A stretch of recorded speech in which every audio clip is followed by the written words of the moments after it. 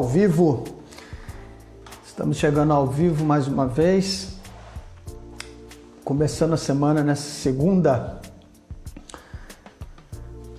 Hoje eu vou dividir a tela com o pastor Evandro. A Isadora Guedes já está conosco. Um abraço, Isadora. Sempre está conosco aqui, né? Forte abraço para você. Obrigado pela presença.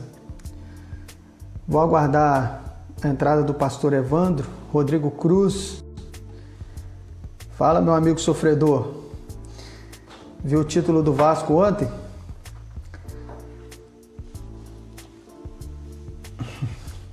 Tá na área. Rafael Guimarães. Meu amigo Rafael, pastor Rafael. Obrigado por sua presença. Cristiano José, o melhor camisa 10 da região. E não é conversa não, é verdade, hein? Deus abençoe, meu irmão. Vou estar aguardando aqui a entrada do pastor Evandro. Nós hoje estaremos fazendo uma live conjunta. Enquanto isso, a gente vai aqui batendo um papo, né? Estamos vivendo aí nesse tempo de confinamento e a maré não tá para peixe, não. Ramilo Oliveira, seja bem-vindo, Ramilo. Deus abençoe. A paz, Cristiano. Deus abençoe. Cristiano, o evangelista Cristiano, lá de Santa Clara, residente em Porciúncula, mas em Santa Clara. O Evandro já entrou? O pastor Evandro já entrou? Eu vou convidar o pastor Evandro aqui para dividir a tela comigo, para que nós possamos estar continuando aqui nessa resenha proposta para hoje. Aceita para a gente aí, pastor Evandro. Vem dividir essa tela comigo. Amém. Chegou o campeão. Fala aí, Vera. Saudações vascaínas. Você foi campeão ontem, rapaz. Só um momentinho aqui, relíquia.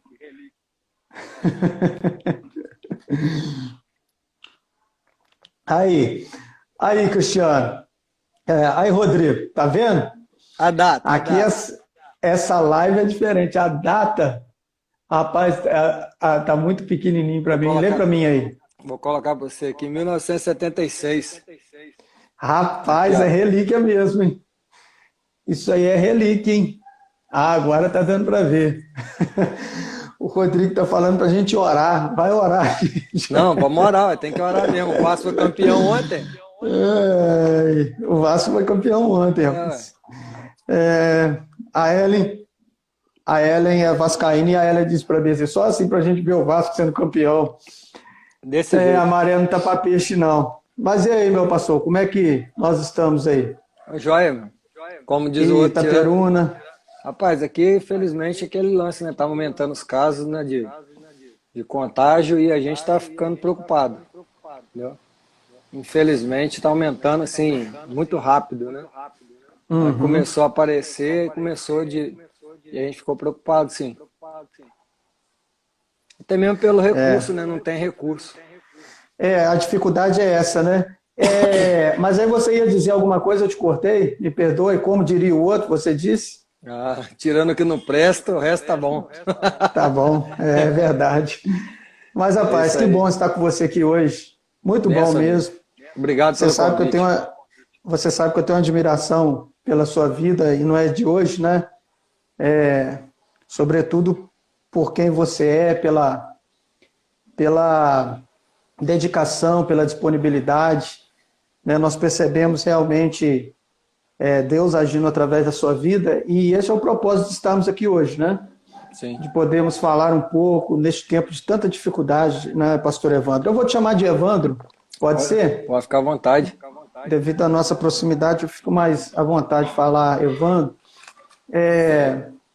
Então, Evandro, nós estamos passando por um momento muito difícil, né, para todos nós, uma experiência histórica. Eu tenho feito algumas lives, né? Você esteve até presente em uma, na última você esteve aí presente assistindo. E eu tenho selecionado por temáticas, né? Eu estive com o pastor Jeová, que também é psicanalista, eu estive com uma amiga minha falando de Libras, né, que é a língua brasileira de sinais, que é importante, estive com um professor de história. Então, para que nós possamos ter várias percepções. E essa live, né, se você me permitir, eu vou gravá-la e jogar para o meu canal no YouTube para que fique um material permanente, tá ok? Pode Tudo ser? bem. Joia. Então, vou começar do começo. Né? Eu aqui eu sou apenas o que vai estar trazendo à tona alguns assuntos, e você que vai cair dentro, vai matar no peito e fazer esse gol para a gente aí, trazendo algumas elucidações, algumas opiniões com relação a toda essa questão que nós estamos vivendo, Evandro. A sua formação, né, ela é teológica, né, e você é psicanalista. Então, nós queremos tratar dentro dessa perspectiva, dentro dessa área, até mesmo por causa da sua experimentação, das suas experiências que poderiam ser compartilhadas, né, conosco. Nós temos aqui já um número de 8 pessoas. Tem alguém aqui da sua galera, ô Evandro? Não, né, dos seus seguidores? Eu não vi ainda não. Deve ter sim. A galera tá chegando aí. Sim, eu tenho aqui o Jonathan lá de Guarapari, um amigo meu, que nós congregamos juntos em Ponte Nova. Gledim, pastor Evandro, saudade. Gledim, né, deve ser dos seus seguidores. Sim, aí, certamente. É amigo. Né? Ah, que legal. Que legal. Gente, muito. Tem a Pamela muito bom. Também, tá aí, entrou. A Pamela. Né? Queridos, obrigado aí pela presença de vocês. Nós vamos começar então. E eu queria, pastor Evandro, saber, dentro da sua holística, dentro da sua visão, o que você tem pensado com relação a este tempo? Como que você tem visto esse tempo? E eu me refiro a todos os turbilhões que nós estamos vivendo, né? Enquanto Brasil, nação, essa questão da Covid, as questões de saúde que nós, né, você já mencionou aí, a dificuldade que nós encontramos. Como que você enxerga esse quadro? O que acontece, Fábio, é o seguinte, quando a gente parte para esse princípio, que a gente, né, cada um vai ter um ponto de vista, né, da situação. Quando a gente olha para o mundo, a gente percebe que as nossas lideranças elas estão muito voltadas a uma briga política hoje, entendeu? E não é sobre isso que eu quero falar, mas a minha preocupação é essa. Parece que a vida ela vale o voto e vale dinheiro, é só número, entendeu? O que a gente vê as comunicações sendo feitas, tratam as pessoas como massa de manobra, né? Só para afirmar ou não o seu segmento doutrinário político, entendeu? E aí o que acontece é que com esse vírus, nós estamos tendo que nos reinventar, entendeu? E essa é uma palavra que eu tenho usado porque nós temos que fazer aquilo que a gente não conseguia fazer da maneira com que a gente, né, tinha esses recursos que a gente está tendo aqui. Nós já tínhamos esse recurso, só não usávamos, né? Porque o dia a dia, o ministério, aí você ia conversar, falar, eu estou lá em Antônio Prado, por que eu vou usar live? Ninguém vê live. Hoje tem que ver, né? Hoje alguém tem internet lá, então nós estamos num momento totalmente atípico para a nossa geração, né? Nossa geração nunca viu uma dessa na nossa região aqui, matando pessoas assim de várias idades, não tem um grupo, não tem... Todas as orientações iniciais, me parece que na grande maioria delas foram furadas, não agir, não usar máscara, depois teve que mudar tudo, entendeu? E aí o que acontece? Nós tivemos as orientações, depois nós tivemos, por exemplo, no nosso contexto, o caso da igreja, né? A igreja precisou fechar de alguma maneira, não ter as reuniões públicas, aí nós vimos pastores, líderes, a igreja de alguma maneira tem historicamente falando, ela tem um problema com perseguições, e a igreja é perseguida o tempo todo, isso é verdade. Mas chega a ser uma síndrome, então qualquer coisa que impeça uma reunião parece uma perseguição, entendeu? E não foi, não está sendo uma perseguição. Na verdade, ontem eu fiz uma live e eu fiz como seria o tema da live. Como seria? Como você cumpriria a sua missão se não houvesse mais as reuniões e os cultos públicos? Foi essa live que eu fiz ontem, trabalhando isso sobre a pessoa de Jesus. Como seria se não houvesse mais a possibilidade de tocar na frente de pessoas, aqueles que se formaram em teologia, não tem mais os grupos para pregar, não tem mais o pessoal para tocar, aquele que toca, canta, formou em música, trabalha com coral. Como seria a nossa fé, como seria a nossa missão, o cumprimento da mesma, se não tivesse esse grupo? Então a igreja vai precisar de se reinventar, ela nunca mais será a mesma depois desse momento, entendeu? As nossas lideranças, né? E partindo para o lado emocional, nós vamos ter muitos problemas. Nós já temos os problemas, né? A nossa geração é a geração mais informada que já pisou nesse planeta. Não quer dizer que ela seja inteligente, ela quer dizer de conteúdo, entendeu? Nós temos homens fortíssimos que eram teólogos de um livro só, cientistas de um livro só, e de profundidade tremenda. Hoje nós temos muito conteúdo e pouca profundidade, que a pessoa boia sobre vários temas, né? Então o que a gente precisa repensar aqui com relação a esse momento é justamente isso. É onde nós vamos chegar com aquilo que está nos oferecendo. Aonde vai chegar a nossa fé, aonde vai chegar o nosso emocional. Um dos grandes problemas que eu tenho visto já de longe é o problema do luto. Né? O luto ele já é muito difícil para as pessoas. Ainda mais não reconhecido, você não conhece, não consegue tocar, não consegue velar, você não consegue ter contato nenhum, não consegue ter empatia, ver, nada disso, entendeu? É terrível. Entendeu? Isso vai acarretar para nós depois um trabalho acentuado, para nós, na verdade, os analistas. Na verdade, tanto na questão da análise, né, e de certa forma também com relação ao ministério, eu passei, infelizmente, por essa experiência. Aliás, eu estou em Antônio Prado, vai fazer 3 anos, eu já fiz, me parece, 9 velórios, né, 5 de pessoas da nossa igreja e 4 de pessoas próximas de nós, né? Mas a pior experiência foi a última, justamente por todas essas restrições, por todas essas questões, né, pastor Evandro? Então, é realmente um momento muito, muito difícil, um momento delicado. Pastoral nem se fala. Justo. E interessante o que você está dizendo sobre essa reinvenção.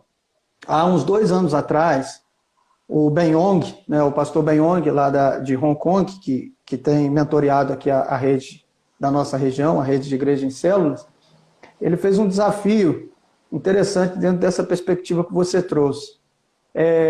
Ele fez um desafio para as igrejas fecharem as suas portas durante 1 mês, para saber como que os membros iriam lidar com a situação, ou se de fato as igrejas estavam sendo verdadeiramente igrejas discipuladoras ou igrejas compostas de discípulos, né? E na época, o pastor Alexandre, que estava nos compartilhando isso, o pessoal achou meio estranho, dizendo, isso é coisa de chinês, né? E, na verdade, ele trouxe a ideia justamente para que na restrição, né, nós pudéssemos pensar e formalizar ou viver, de fato, o que talvez a igreja primitiva tenha vivido, o que alguns irmãos vivem há um tempo em lugares de perseguição, né?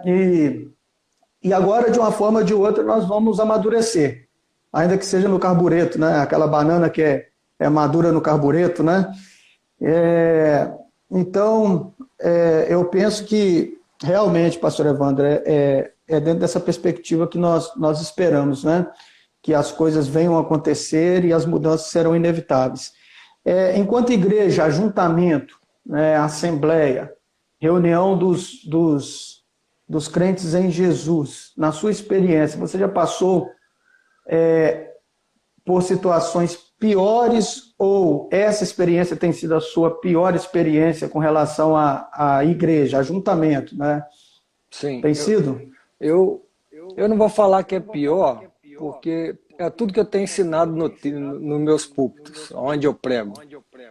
Entendeu? Eu tenho ensinado que o meu trabalho é ali fora. O templo é o lugar onde as igrejas se reúnem. E a igreja sou eu, é você. E eu prego isso o tempo todo. Quem está me ouvindo, os membros da igreja onde eu sou pastor, né, as pessoas que já me ouviram, você que já me ouviu sabe do que eu falo. Então, eu entendo que Jesus me ensinou uma missão que acontece ali fora, na Vera, não na apresentação. Então, assim, eu não vou chamar de pior, porque agora vai ser a melhor hora de saber se eles estão aprendendo alguma coisa. Se a igreja, a CIBAN, a segunda igreja de natividade, se a igreja de Antônio Prado, se a Assembleia, se a Metodista, se nós aprendemos ou se nós aprendemos só a fazer reuniões. Tá entendendo? Se nós aprendemos a missão, que a missão é pregar as boas novas, arrependei-vos, pois convertei-vos, sejam batizados para perdão dos vossos pecados, ou se a gente vai simplesmente viver em volta de reuniões. Porque existe muita ciência, mas existe uma missão só, que é a reconciliação do homem com Deus. Então, a experiência de culto, por exemplo, nós estamos totalmente limitados. Na quarta-feira passada, eu falei com o pessoal que eu ia começar a fazer uns atendimentos lá em Natividade. Aí o nosso amigo vice-moderador, né, amigo nosso, pegou e falou: pastor, os casos estão estranhos aqui e a gente, talvez seria melhor a gente não começar. O que você acha da gente esperar mais umas 2 semanas? Eu não estou dizendo que não pode, ele falou. Aí eu peguei e falei: não, eu vou pegar a sua orientação. E assim que ele terminou de falar, nos dias seguintes, assim, os casos foram aumentando lá na atividade, entendeu? E eles começaram a fechar de novo. Então, assim, às vezes nós queremos retomar esse tipo de trabalho, né? Eu estou fazendo a campanha com eles, né, pelo WhatsApp, 40 dias com propósito. Nós estamos terminando os 40 dias com propósito, até mesmo para manter a orientação, né, de ver o que é um discípulo, né? E aqueles que estão participando, com certeza, estão usufruindo muito. Mas eu não vou chamar desse momento pior, talvez ele seja o momento melhor para a nossa fé. Eu quero ver por outro lado. Por quê? Porque eu entendo que o culto, a reunião pública é bônus. Não deveria ser o fim em si. É o bônus. É onde eu estou perto de você, igual eu vou lá na sua igreja. Vou lá, você me trata bem, a gente conversa, a gente prega o evangelho, é bônus. Tá entendendo? Estar junto ali é bônus. Estar perto de alguém, receber o carinho de alguém, poder ajudar alguém. Agora, a missão, ela é feita aqui fora, com as pessoas que não estão dentro da nossa denominação. Entendeu? Então, para mim, só para fechar aqui, está sendo um dos melhores momentos no quesito teste, para saber se nós aprendemos o que é missão. Se nós vamos entender que a igreja acontece cá fora de verdade, agora é a hora de fazer isso. O que o Ben-Yong sugestionou lá no início de fechar a porta, ela está fechada. Agora vai dar para saber. Ok. Na verdade, a minha função aqui, como eu te disse, é te cutucar, né? Cutucar uma onça com vara curta. Pode cutucar à vontade, eu estou longe de você. E te estimular para que... na verdade, eu tinha em mente que a sua resposta seria algo desse tipo, porque nós pensamos bem parecidos, até mesmo concernente à igreja, né? A igreja, na verdade, somos nós somos o corpo de Cristo, somos orgânicos, nós vivemos para a edificação mútua, e isso é muito importante nós pensarmos isso. Eu digo que a igreja, que ela já tinha uma vertente discipuladora, de vida na vida, de se preocupar com gente, ela certamente vai se sair melhor nos momentos de crise. A igreja do show, a igreja do programa, a igreja do ungidão, a igreja do culto à personalidade, do culto à persona, eles terão grandes dificuldades, inclusive para se manterem com relação a toda a estrutura de televisão, a todos os megas prédios, né? Então, é muito bom te ouvir, pastor Evandro, é muito bom a gente perceber que nós pensamos e, na verdade, de uma forma conjunta, sendo guiado pelo mesmo Espírito, e saber que nós não estamos sozinhos nisso, né, ou que nós não estamos também errados nas nossas convicções. É algo muito bom nós refletirmos sobre isso. Agora, como psicanalista, na sua área, podemos dizer que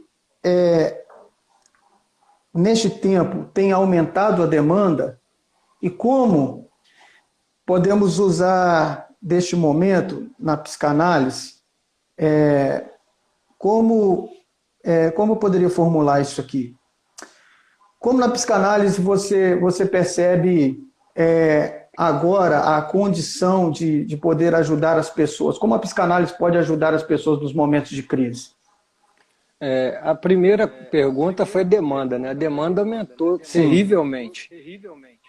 É uma infelicidade, mas é aquele negócio. Se você tem, Deus te chamou e é uma ferramenta, tá vendo? Quando você fala, por exemplo, da formação de psicanálise, antes eu entrei na psicanálise por causa da dependência química, né? Eu fiz uma pós-graduação em dependência química, né, para trabalhar com a dependência e percebi que o problema não era a droga, o problema era a droga de vida. E o sistema, por exemplo, da psicanálise, ele é bem invasivo, analítico, né? E aí o que acontece? Ele entra dentro do sistema e pode ajudar as pessoas. Ele faz com que nós façamos uma reflexão pessoal. E aí o que acontece com essa reflexão pessoal é que nós nos tornamos introspectivos, olhamos vários lados, percebemos que nós respondemos com os nossos traumas, com o nosso sistema de lei, nós respondemos, eles são linkados nesse momento de crise, porque nós estamos falando de uma crise com relação à saúde e à vida, mas essa crise é financeira, ela já bateu na minha casa, ela deve estar batendo na sua porta, ela está batendo na porta de um monte de pessoas. Porque o que acontece? Quando a gente fala de doença, nós precisamos entender de morte, que o ser humano é holístico. Então não se fala só de uma coisa. Eles falam um monte de coisa. Vamos pegar no mínimo, ele é espiritual. Ele é biológico, emocional, ele é familiar e ele é social. Pelo menos 5 coisas um ser humano precisa ser trabalhado. Entendeu? Então esse ser humano trabalhado nesse contexto agora, ele precisa de atenção, de ouvido, ele precisa de compaixão. E isso daí é uma coisa que não só a psicanálise, ao contrário. Né? A psicanálise é uma ferramenta técnica para isso e uma coisa que deveria ser natural da igreja ouvir. Entendeu? O natural do servo de dar a oportunidade de ouvir. E eu agradeço a Deus, assim, nós aprendemos de alguma maneira a falar. Né? A teologia te ensina a pregar, a fazer os sermões, fazer os esboços, né, temáticos, né, alguns teimosos, outros positivos, e etc, etc. E a psicanálise ensina a ouvir. Ela faz e o interessante da escuta psicanalítica é a escuta amoral. Ela não é uma escuta moralista e nem imoral, entendeu? Essa escuta amoral, ela é necessária para as pessoas. Porque nós temos a tendência imediata de quando a pessoa fala alguma coisa com a gente dá respostas prontas. Se você é um pastor, você vai dar respostas mediante a teologia. Se você é um administrador, você vai dar mediante o seu ensino. Se você é um psicólogo, se você é isso e aquilo outro. Né? A escuta moral, ela precisa acontecer. Aonde o indivíduo ele não está certo, ele nem está errado, ele só está Fábio, ele só está Evandro. De ouvir, entendeu? Isso é uma oportunidade, não quer dizer que é certo e errado. Quer dizer que nós precisamos desse lugar onde nós não vamos ser julgados. Apesar do psicanalista ou da psicanalista, do psicólogo, de qualquer analista que seja, ele ter a sua opinião, ter a sua religião, ele tem suas convicções, mas ele se abdica ali naquele momento ali em deixar o outro ser o outro. Entendeu? Se você, por exemplo, tem conteúdo e a pessoa te faz uma pergunta e se você se der licença de responder, é uma coisa sua. Mas, na verdade, a escuta analítica, a devolução do indivíduo, essa autorreflexão faz com que a gente possa ver o mundo de várias outras maneiras, entendeu? Então, vale muito a pena você parar, porque muita gente, num momento desse, precisa ser ouvida e não julgada. Perfeito. Entendeu? Então, essa escuta amoral faz isso. Não existe o dedo, né? Não existe o apontar, né? Não existe... existe o ouvir. Poderíamos dizer que existe a empatia, de se colocar no lugar do outro, dentro dessa perspectiva? Na verdade, a gente vai falar na psicanálise de transferência. O nome é transferência. Entendeu? O indivíduo, quando ele começa a falar, ele faz a transferência, né? Da figura paterna, da figura materna, do agressor, é essa transferência, entendeu? Esse é o nome técnico, tá entendendo? Agora, o Sim. sentimento de compaixão do psicanalista, do analista, né? Vamos colocar os profissionais como psicólogo, isso aí depende muito da personalidade de cada um deles, entendeu? Sim. Mas o negócio Perfeito. da análise técnica é a transferência.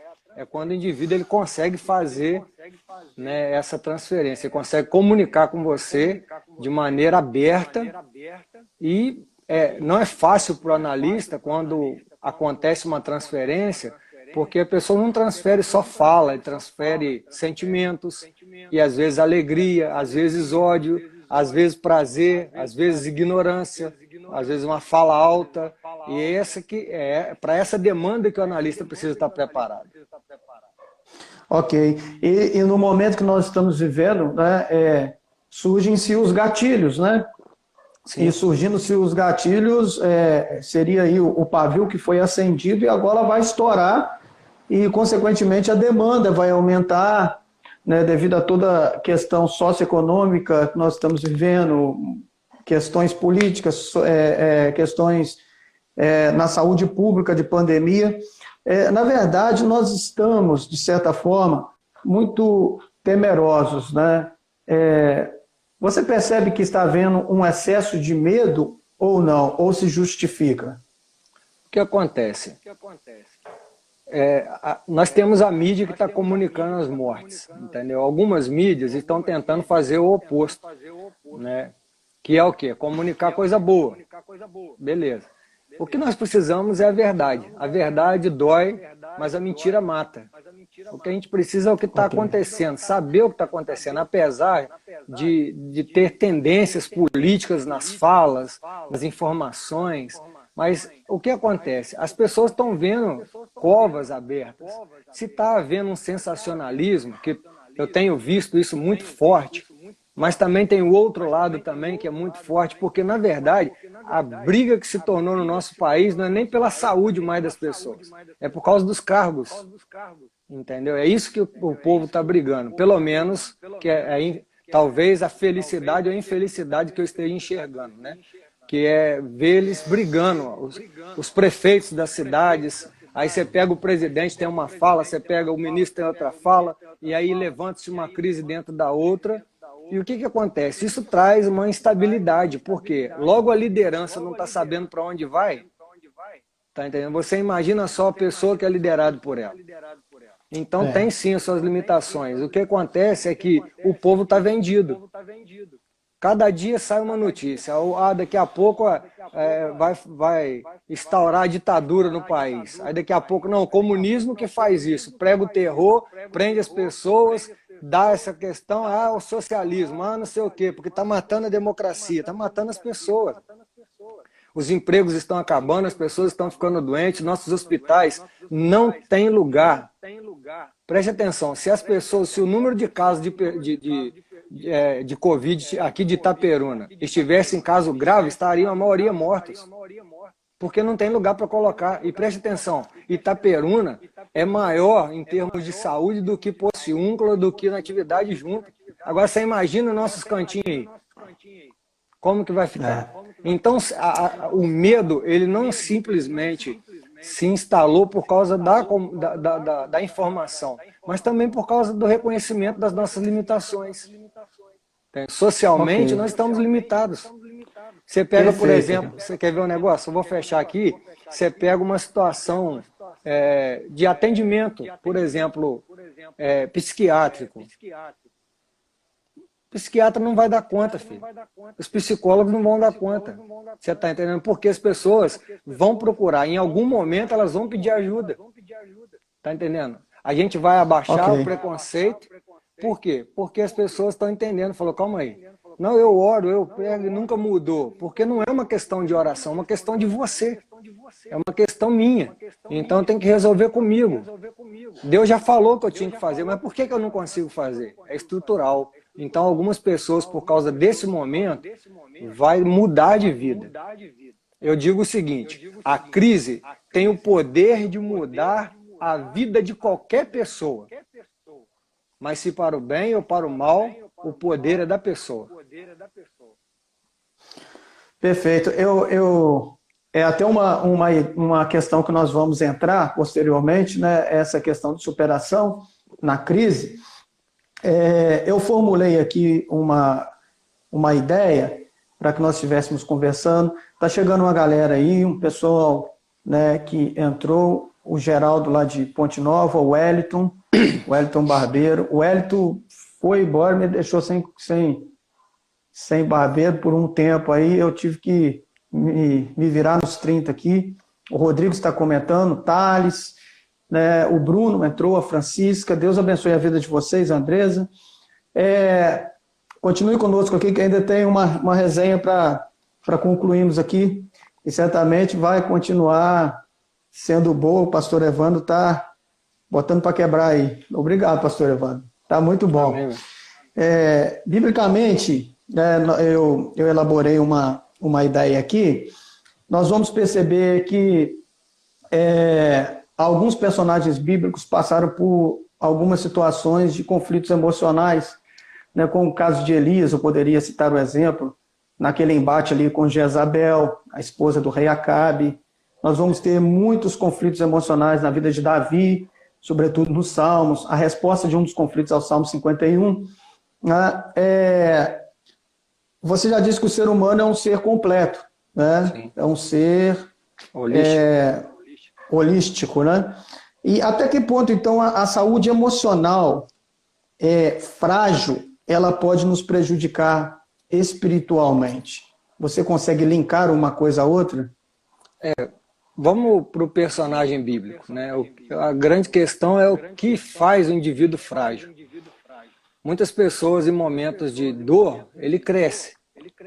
Ele faz diferente. O medo, às vezes, ele é muito forte. Você pega um gato, por exemplo, quando você encurrala um gato num canto, ele fica mais forte que o normal. Um gato com medo é perigoso, ele só voa no rosto.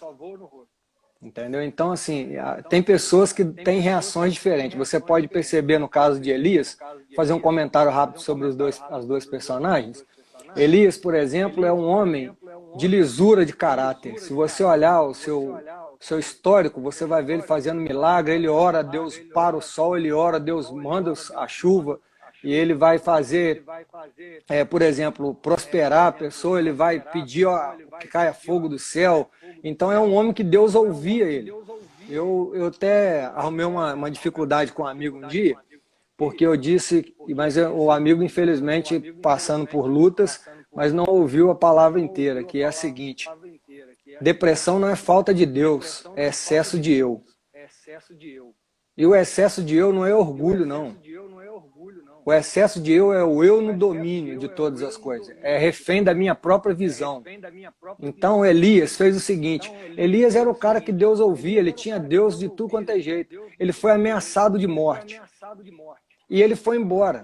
Quando ele correu por sua vida, dias depois, sabe o que aconteceu? Ele começou a pedir a morte. Mas por quê? Porque só eu sobrei. Eu fui muito zeloso. Ele disse isso uma vez, o Senhor perguntou, ele entrou na caverna, quando ele entrou na caverna, o Senhor tinha mandado um anjo cuidar dele, ele entrou lá e ele escondeu lá na caverna, e não tem nada a ver com o arroio lá onde ele foi tratado pelos corvos. Já no final, quando Deus vai falar com ele, falou: o que você está fazendo aí dentro?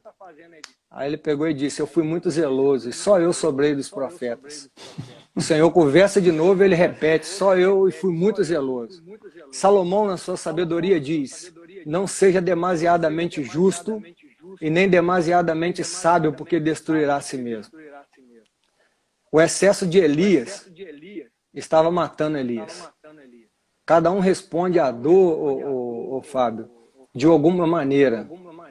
Entendeu? Cada um responde de alguma maneira. Ele, por exemplo, você vai ver ele numa depressão, querendo morrer, mas porque ele entendeu: eu fiz tanta coisa boa, eu fui tão fiel, e o Senhor vai me deixar morrer na mão daquela mulher? Ele ficou apavorado com aquilo, quase que ele colocou na conta de Deus. Então ele fugiu para salvar a vida, daqui a pouco ele mesmo pediu a morte. Então, uma questão dele. Agora, se você faz a ponte para Davi, Davi já entra num outro sistema. Davi já vem num período de rejeição. Ele, depois desse período de rejeição, ele se torna rei. e depois, quando ele se torna rei, ele tem um adultério, ele tem um homicídio. E a partir disso, a família dele, nós temos um estupro incestuoso de Aminon, nós temos o filho Absalão expulsando ele do templo, fazendo uma orgia no templo, e mais à frente nós vemos Salomão com a luxúria, com 1000 mulheres, vendendo-se a deuses. Então nós temos uma história familiar muito pesada, mas no início ali, onde ele começa a falar, ele oscila no Salmo, que é muito maravilhoso, você vê o homem, Davi diz o seguinte: Senhor meu pastor e nada me faltará. Eu que confio no Senhor sou como os montes de Sião, que não se abalam, mas permanecem para sempre. Para onde mirei eu, se só o Senhor tem... Não, desculpe. Para onde mirei eu da tua face? Se eu for para o céu, o Senhor está lá. Se eu for para o Seol, o Senhor está lá. Para onde me fugirei da tua face? É o mesmo que diz: Senhor, por que me abandonaste? Por que esmagaste meus ossos? Por que viraste as costas para mim? O mesmo Davi que disse aquilo, disse isso. Então isso não tem nada a ver com Deus. Tem a ver com Davi. Tem a ver como Davi via Deus. Davi então entra numa espécie de depressão, mas por causa do seu erro, por causa do seu pecado. Ele é conhecido como homem segundo o coração de Deus, não é porque ele tinha qualificações. Nenhuma qualificação de Davi era melhor do que outras pessoas. Ele tinha uma coisa que reportaria o evangelho inteiro. Quando Natan disse: foi você que fez isso. E ele então se arrepende e disse: eu pequei. Ele podia ter matado Natan, quando Natan acusou ele de ter matado e também tomado a mulher de Urias. E ele então entra nesse sistema ali, nos Salmos você vai ver, ele pede alegria de volta. Senhor, eu quero a alegria da tua salvação de volta, eu não tenho mais. Meu pecado, minhas lembranças do mal estão diante de mim. Então você percebe que Elias entra, fica doente por uma coisa e o Davi fica por outra. Entendeu? Então pessoas respondem às crises emocionais, financeiras, do dia a dia, cada um de uma maneira. Justamente porque nós respondemos às crises com o conteúdo que nós temos, com seus traumas, com seus legados, com seu sistema de lei, com a sua religião, com tudo isso. Nenhuma escuta é inocente. Nós não interpretamos uma escuta simplesmente porque é legal, está certo ou está errado. Não. Passa por um sistema de filtro nosso e depois nós pensamos se a gente se adequa ou não àquele tipo de pensamento. Entendeu? Então, assim, esses dois personagens foi tremendo porque ficaram suscetíveis. Um por causa, talvez, do seu excesso de eu e o outro por causa do seu pecado. Mas ambos eram homens de Deus. Ambos foram restaurados. Tá entendendo? Justamente porque repensaram o que estavam fazendo. Por isso que a Bíblia me fala que o arrependimento não é me arrepender-me do que eu fiz. O arrependimento bíblico é me arrepender-me de quem eu sou. É algo mais profundo. Okay. Isso é metanoia. Ok, perfeito. Pastor Evandro, eu cometi um ato falho aqui, eu esqueci o meu relógio, você tem horas aí, só para que eu possa monitorar aqui, porque aqui só temos 1 hora, né? 19h39. Então nós temos aí 20 minutos ainda, para estarmos conversando. A sua análise, ela é interessante, pastor Evandro, porque essa ideia de que cada ser humano vai responder à crise de uma maneira, isso vai demandar, como você já disse, toda uma estrutura por trás, né? Todos os traumas, todas as questões de educação, todas as questões, enfim, emocionais. Eu sofro de ansiedade, você sabe disso, né? Neste tempo eu tenho até me utilizado de alguma medicação, né? Bem leve, graças a Deus. Mas é interessante que quando eu descobri, quando eu diagnostiquei, e quando eu digo que eu diagnostiquei, foram por etapas, né, até eu chegar à conclusão de que de fato eu sofria de ansiedade, eu pude fazer uma retrospectiva e perceber que eu já era ansioso desde a minha adolescência, só que eu não reconhecia isso em mim. Né? Foi só quando eu consegui reconhecer essa ideia que eu pude tratar, que eu pude trabalhar isso, que eu consegui sair do poço. Eu não cheguei ao fundo do poço, mas estava já no poço. Né? E E, de certa forma, por ter passado por essa experiência, por passar ainda por essa experiência, porque são, né, são momentos, né, são fases, e você lida com isso diariamente, você sabe disso, eu pude também criar na minha experimentação a empatia pelas pessoas que passam por problemas psicossomáticos e que, por vezes, são mal compreendidas. Sim. Né? Mal compreendida pelo cônjuge, mal compreendida pelo próprio pastor ou pelas pessoas da sua comunidade de fé, porque começam a rotular, né?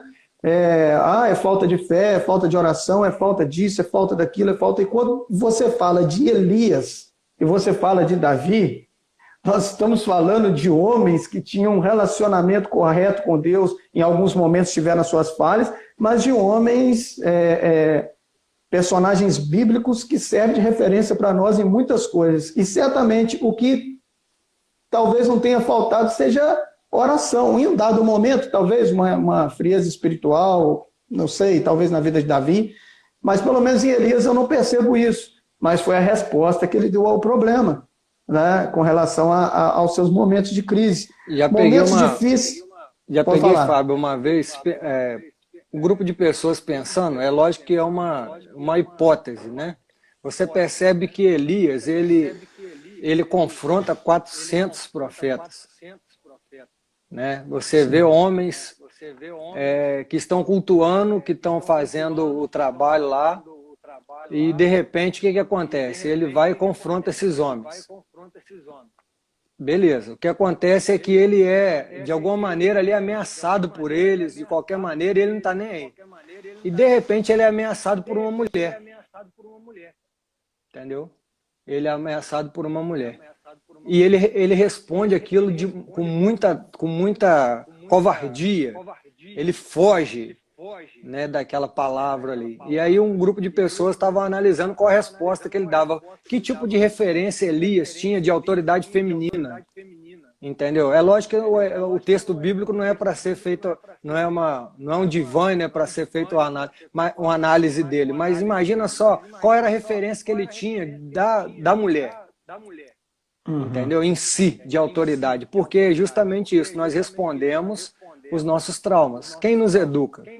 São as mulheres, são nossas mães, são nossas professoras, entendeu? Então são autoridades. Homens reconhecem de maneiras diferentes as mulheres. Por isso, muitas das vezes no casamento respondem com agressividade, outros com passividade, né? O equilíbrio aí é o ouro do negócio. Por isso que a Bíblia nos ensina sobre esse parâmetro de equilíbrio, da honra à mulher como vaso mais frágil, pelo menos no sentido bíblico de ser, né? E essas coisas. Mas o que a gente tem que entender é que são referências, cada um está respondendo uma referência. Né? Você responde essa referência e a partir dela a gente dá respostas. Ok, muito bom. Desculpe, o pastor Antônio Pedro está conosco, né, com o Instagram da Igreja Batista Jardim Valério. Um abraço para todos vocês de Jardim Valério, pastor Antônio Pedro, a sua esposa de Nancy, famoso Deus abençoe. PP. Famoso PP. Aí é mestre. Quem está conosco também é o Guilherme. O Guilherme é um amigo amado nosso aqui de Porciúncula, engenheiro dos bons. Deus abençoe, Guilherme. Evandro, dentro dessa questão... a outra dele. Nós vamos... O PP está falando, ama esse cara aí. Usou o inglês, my friend. Isso aí. Ele usou o inglês, ele gasta no inglês, né? Isso é porque ele não chamou de Ragnar até agora, porque ele está na live de crente, né? Se tivesse outro lugar, ele ia chamar. Mas você está lembrando, sim, Ragnar Lothbrok. Morto, né? Aquele na hora que ele estava morto. O pastor Evandro, vamos voltar então naquela ideia que nós já entramos, mas nós paramos nela, mas agora nós vamos continuar. Momentos de crise nos oferecem oportunidades saindo da estagnação? Sim. Sim ou não, ou talvez? Sim. O momento de crise é excelente para isso. O que acontece? Quando você fala da ansiedade, a ansiedade ela tem duas vertentes. A ansiedade boa. Qual é a ansiedade boa? A ansiedade boa é aquela que não nos deixa parado, cair no tédio, doente, sem empreender, sem lutar, sem avançar. Ela começa a fazer mal quando ela sufoca, quando ela rouba o seu tempo, quando ela tira a sua qualidade de vida, quando ela te bota numa depressão, numa clausura, te dá doença e traz para você, né, problemas emocionais que somatizam no seu corpo, essas coisas todas.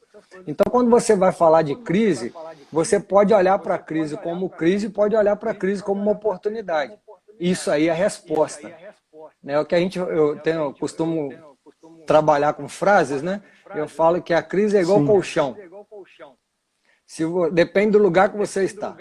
Se você estiver por cima, você descansa. Mas se você estiver por baixo, você sufoca. Depende de como você se posiciona no colchão. A crise é a mesma coisa. É onde você se posiciona. Para alguns, a crise é o melhor momento de crescer. Aliás, quando a gente vai falar de crise, os maiores momentos dos avivamentos bíblicos, históricos da igreja aconteceram em momento de crise. De fome, de roubo, de saqueamento, de tudo isso. Então, o que a gente precisa fazer é fazer a releitura desse momento. E chamar de crise ou chamar de oportunidade. O que nós estamos vendo? Foi quando você me perguntou, né, se foi o momento pior do culto. Eu falei, não é, porque agora nós vamos ver o que nós aprendemos. Entendeu? Então é uma questão minha, não estou querendo aqui ser diferente dos outros. É como eu penso. Agora nós vamos ver quem vai continuar na fé. O quanto nós dependeríamos, o quanto nós somos idólatras dos programas. Entendeu? Eles precisam, nós precisamos para estar juntos? Sim, tá bom, tudo bem, entendi, conheço o valor, trabalho, faço parte de uma igreja, de uma instituição batista, fazemos programas e tudo, mas eles não são um fim em si mesmo. Eles são um motivo que a gente arruma para ficar junto. A missão é diferente disso. Então a crise, ela sim é o melhor momento. Quer ver o que a Bíblia ensina? A Bíblia vai dizer assim, ó, todas as coisas, e todas as coisas são muitas coisas, todas as coisas contribuem para o bem daqueles que amam o Senhor. Interessante pensar que Deus faz bem para todo mundo, mas o texto diz que todas as coisas contribuem para o bem daqueles que amam. Aquele que ama é aquele que se relaciona. Quem se relaciona aprende com aquele que ama. Quem se relaciona, ele passa a estar junto, ele passa a ver da mesma posição. Então, todas as coisas contribuem para o bem daqueles que amam o Senhor, porque aqueles que amam o Senhor se relacionam com o Senhor e passam a ver as coisas, não mais como eles vê, mas como o Senhor as vê. Porque você se relaciona com ele. E é justamente isso. Se você se relaciona com uma pessoa pessimista, se você se relaciona com uma pessoa que só te joga para baixo o tempo todo, daqui a pouco você vai estar nessa linguagem. Mas se você se relaciona com Deus, que ama todas as pessoas, trata todo mundo com igualdade, ama todo mundo e usa as crises, sabe o que nós vamos fazer? Nós vamos tirar o melhor desse momento. Ok. É perfeito. É verdade. Rapaz, está muito bom aqui. O papo está muito bom. Está você é amigo, como diz o outro. Amigos, todo sujeito a gente se sente elogiado.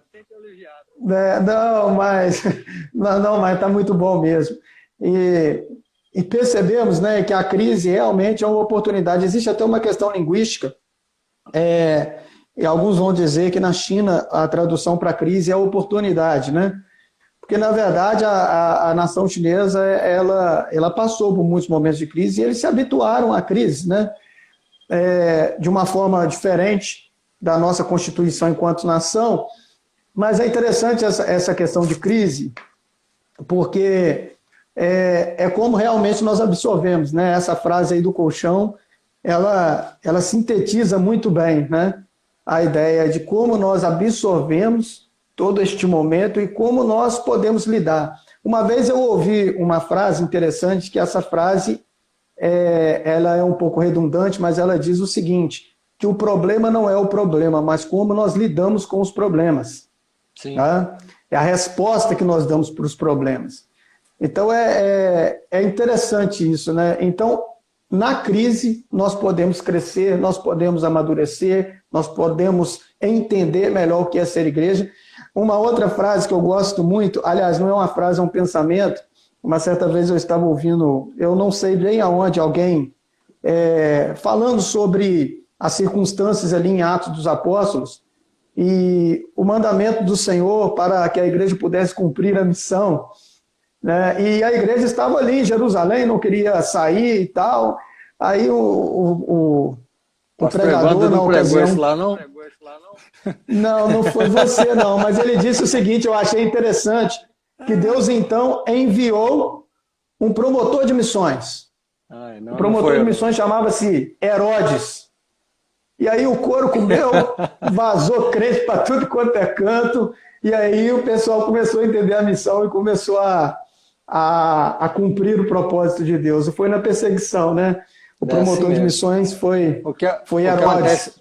Nesse ponto histórico aí, foi o dia que eu preguei no aniversário lá com vocês lá, eu uso um termo, muito tempo eu prego sobre isso, onde eu tenho oportunidade eu prego, falo que quando Estevão ele começa a discutir sobre as escrituras com as pessoas, né? E eles não suportavam com o espírito com que ele falava, diz as escrituras. Então eles fizeram o seguinte, havia uma ordem de Jerusalém, Judéia, Samaria e os confins da terra. Essa era a ordem dada para os discípulos depois de receber o Espírito. E aí você vai para lá, nós tínhamos 3.000 pessoas, daqui a pouco era quase 5.000 pessoas, e eles estavam em Jerusalém ainda. E o que aconteceu foi que Estevão, ele sai do quadradinho, começa a pregar, e quando ele se percebe assim dentro do embate muito forte, as pessoas o arrastam para fora de Jerusalém. Preste atenção nesse termo, arrastam para fora de Jerusalém. E ali o matam apedrejado, para não matarem dentro da cidade santa. E a grande ironia do negócio é que, infelizmente, o primeiro homem que saiu de Jerusalém foi arrastado e morto. E a partir daquela morte ali, é que eles se espalharam pelo mundo. Então foi na crise, o evangelho não foi enviado por missões igual nós tentamos fazer hoje, não. Ele foi na fuga, na evasão mesmo, as pessoas sumiram, fugiram. Tanto que Tiago depois, na sua epístola, ele vai ensinar, né, voltar a trazer os cristãos. Opa, você que está falando que é cristão aí, tem atitude de fé, porque as pessoas ficaram acovardadas. Tinham o nome de cristão, mas estavam acovardados. Então a crise nesse momento para a igreja é quando... Você quer ver uma coisa? Isso é histórico.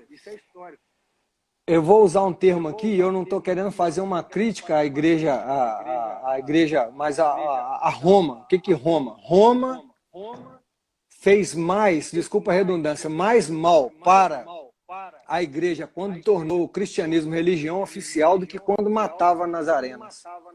Porque quando você matava uns, convertia milhões. Mas quando ela transformou a igreja em religião oficial, ela transformou a igreja da sua época, infelizmente, em um ponto político, né, da sua visão. É por isso que a igreja é romana, entendeu? Não tem nada a ver, se a igreja fosse só a católica, a universal seria uma coisa, mas quando ela passa a ser romana, ela tem gerência. E esse é o grande problema do negócio histórico, entendeu? Então Roma fez mais mal quando tornou o cristianismo religião oficial do que quando matava. Porque as pessoas, na perseguição, crescem.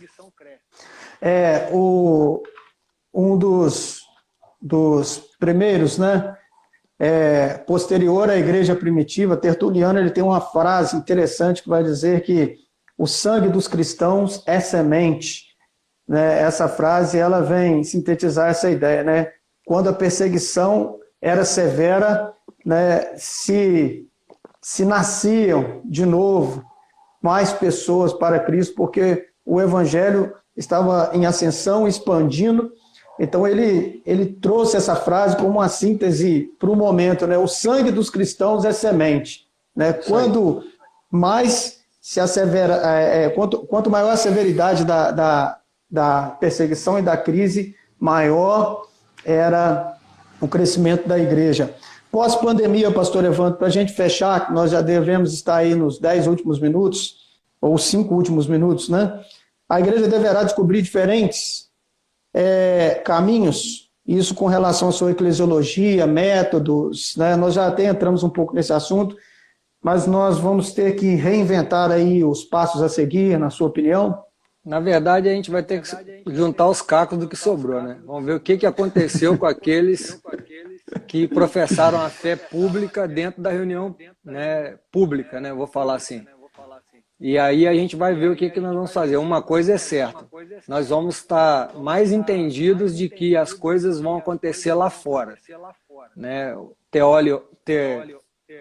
Osborn, ele fala sobre o seguinte: buscando as pessoas lá fora onde elas estão. Ele tem um livro, um missionário, T.L. Osborn. Então ele fala sobre esse livro. É muito interessante você entender isso, porque as pessoas estão lá fora. A eclesiologia vai ter que entender isso. O problema é que nós somos históricos. E mexer com historicidade você já conhece, né? Não é fácil. Entendeu? Então a gente precisa entender que o dono da igreja é Cristo e que nós temos que replicá-lo, reproduzi-lo, imitá-lo, para que o nome de cristão se faça jus nas nossas atitudes. Entendeu? Então a reinvenção nossa vai custar repensar até a própria denominação, se for o caso. Entendendo? Que eu duvido muito que as pessoas estejam dispostas a fazer, mas precisa se fazer. Nós lidamos muito com a sacramentação do templo, do prédio, né? Nós lidamos muito com isso. Isso está sendo desmistificado de uma forma ou de outra. Nós lidamos muito com as ritualísticas, nós lidamos muito com um grupo de pessoas que aprenderam a ser religiosos, isso nas nossas práticas. Nós lidamos com muitas circunstâncias dentro dessa questão mais institucional e menos igreja do Senhor, infelizmente, né? Eu tenho levantado a bandeira mesmo contra todas essas coisas, né? O meu ministério ele tem um propósito de edificar os de dentro, salvar os de fora, por meio da pregação do Evangelho, isso eu trago para mim, mas também com relação a quebrar algumas coisas que eu percebo dentro da questão institucional, que precisam de uma reformulação, que precisa quebrar o gesso. Né? O gesso foi colocado, a perna já foi curada, quebra o gesso para o pessoal andar, cara. É isso que eu penso, entendeu? Se colocou o gesso, não tira mais o gesso, cara. A perna já curou, já tira o gesso. Então,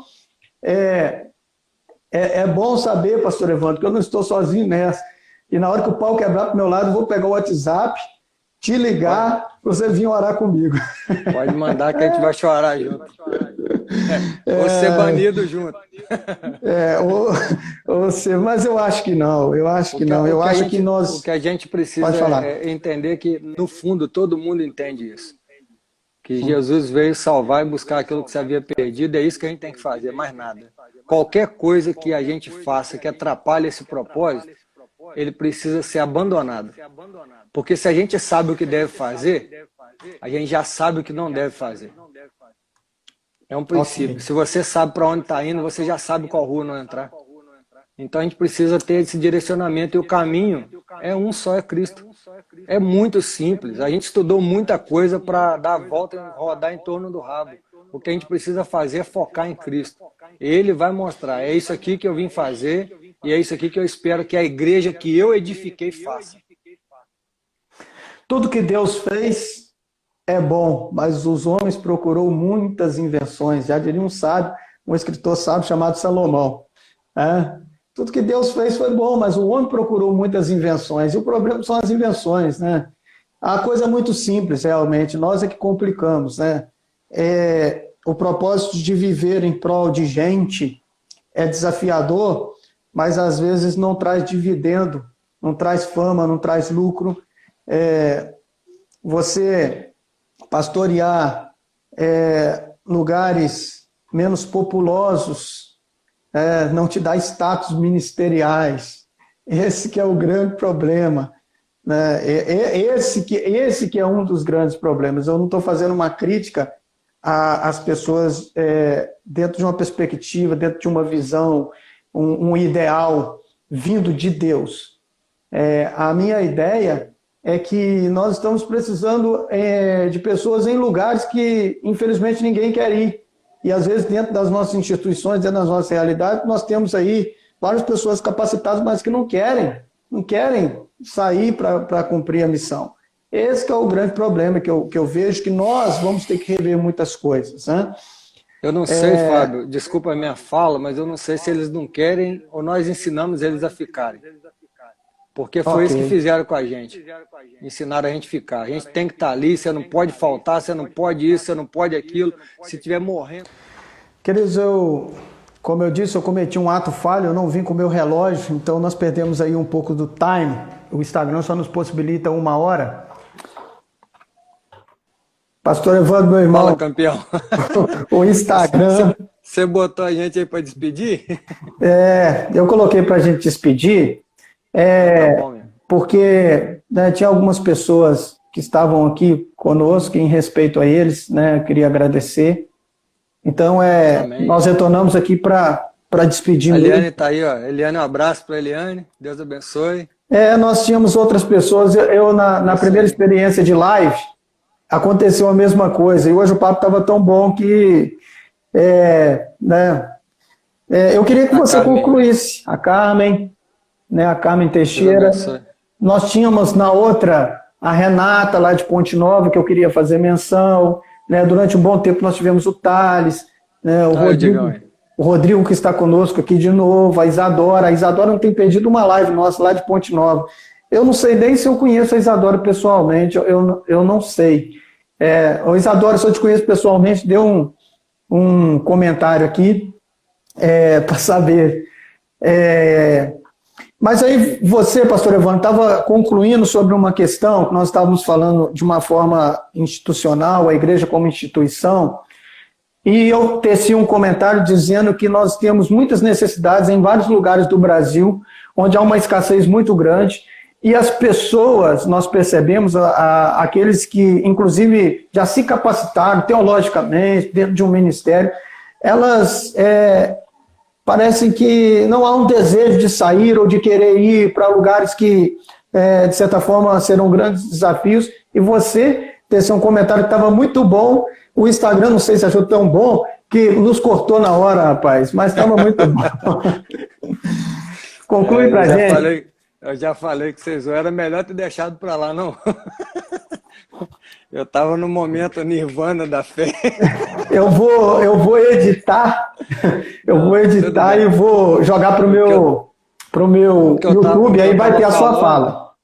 O que eu estava falando é que você estava comentando sobre as pessoas, né, que não querem sair, pessoas que têm muito talento, que não querem sair, essas coisas todas.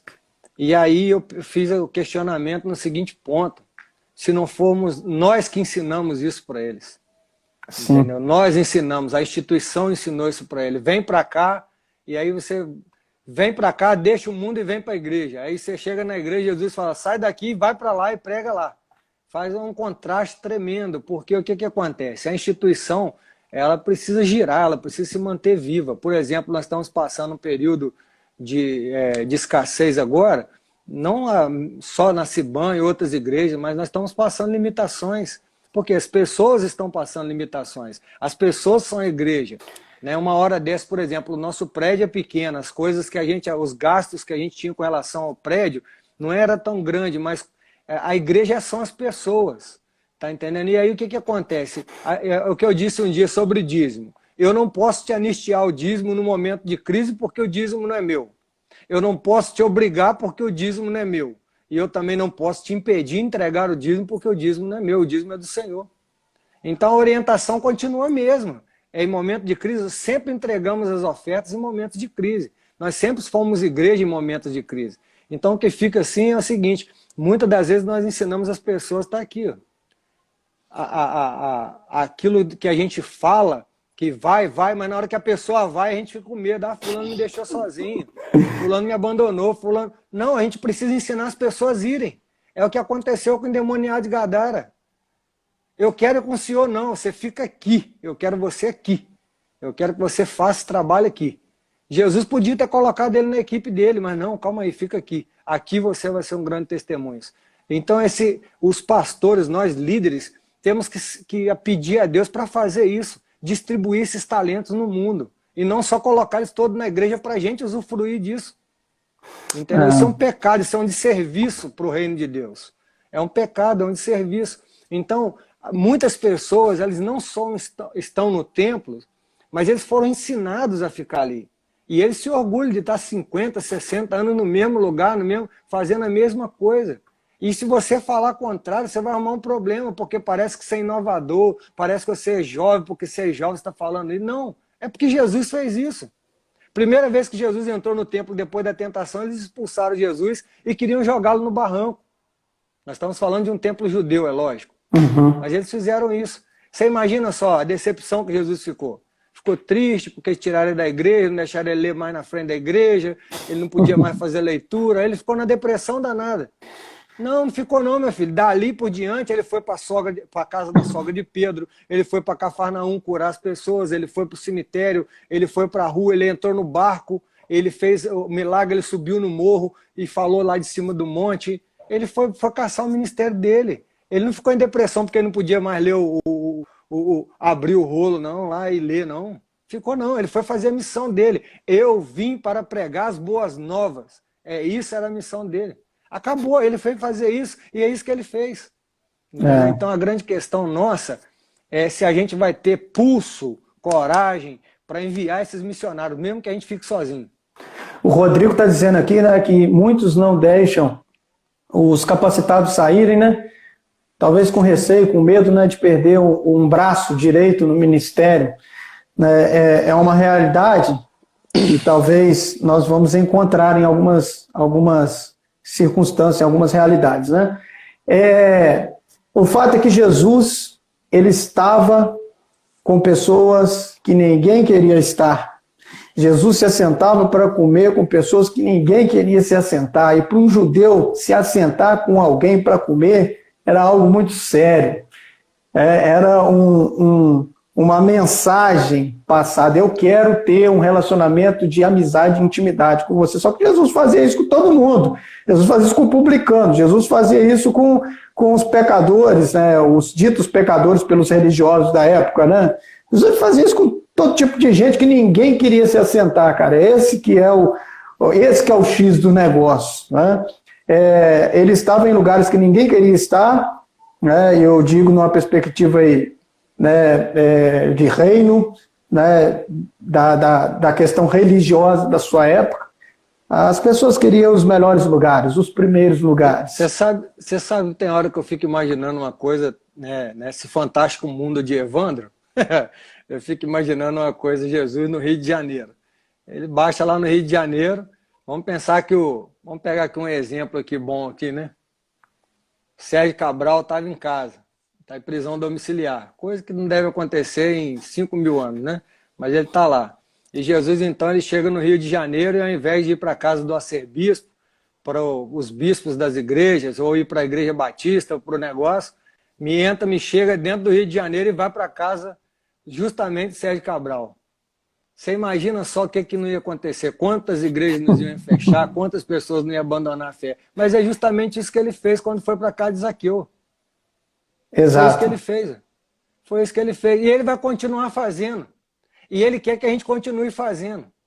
A gente precisa pregar o evangelho. Quando ele chegou na casa, ele sentou na mesa, Zaqueu começou, não, porque eu vou entregar, se eu defraudei alguém, eu vou restituir. Ele começou, não, eu vou vender metade que eu tenho, vou dar para os pobres.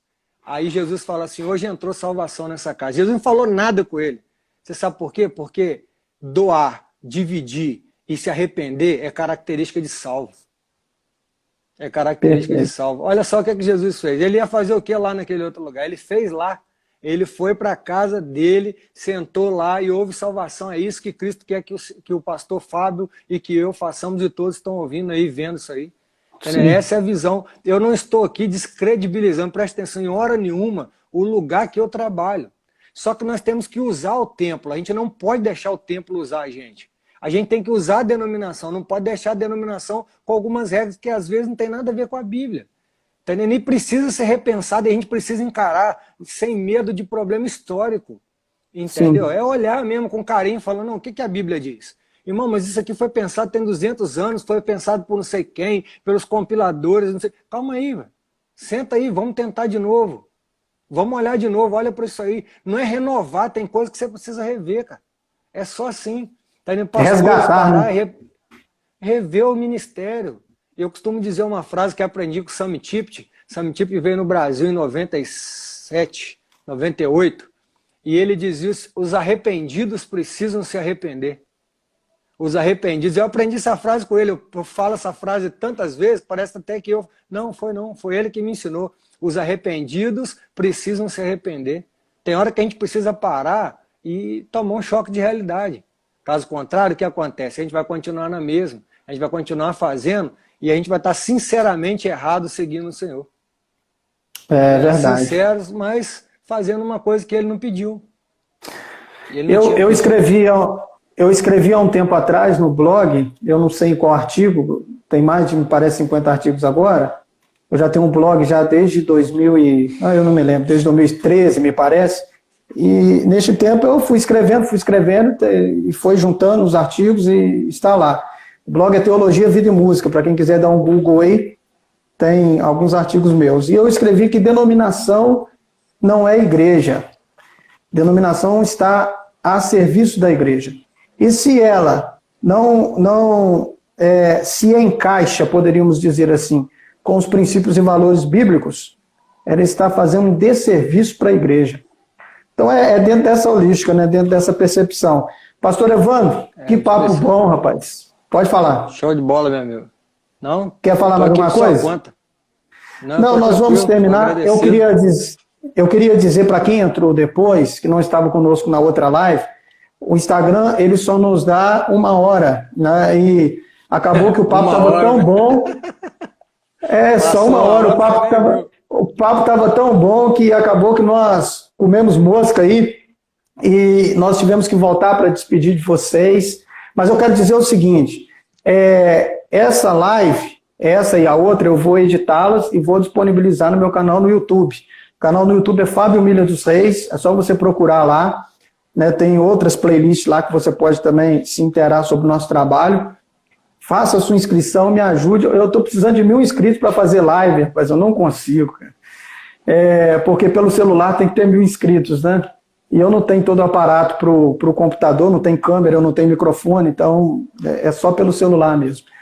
Então, queridos, eu vou disponibilizar isso aqui, este material, lá no nosso Instagram, tá? Que Deus abençoe a vida de vocês que estiveram conosco. Pastor Evandro, Bárbara entrou agora, Bárbara é lá de Ponte Nova, estou indo para outra live agora, do meu amigo lá de Ponte Nova, Davi, esposo da Bárbara. Considerações finais, Pastor Evandro? Quer falar mais alguma coisa? Queria deixar um abraço para todos vocês. Esse momento de crise é um momento de oportunidade, não é uma frase de efeito, não. Todas as coisas contribuem para o bem daqueles que amam o Senhor. Então vamos confiar nisso, e quem ama o Senhor se relaciona com Ele, como eu disse, quem se relaciona aprende com, e passa a ver e falar como Ele fala.